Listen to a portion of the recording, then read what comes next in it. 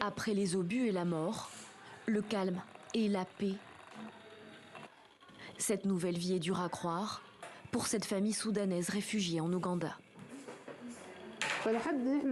Jusqu'à ce que nous arrivions à Kampala, nous n'y croyions pas, en raison de l'intensité de la terreur, de la peur et de la souffrance auxquelles nous avons été confrontés au Darfour, principalement après les 6 premiers mois de la guerre.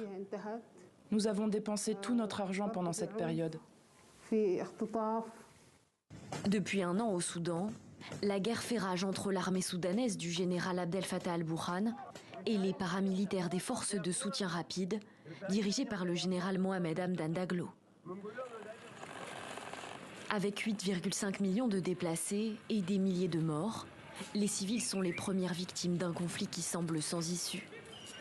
Pour fuir leur pays déchiré et au bord de la famine, il aura fallu à cette famille 2 mois d'un périple douloureux.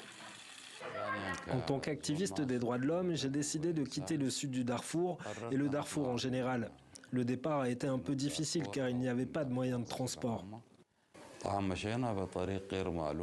Nous n'avons pas pu emprunter les routes habituelles car sur celles-ci il y avait beaucoup de vols et d'agressions. Sans ressources ni connaissances, la vie à Kampala n'est pas pour autant facile pour ces déracinés.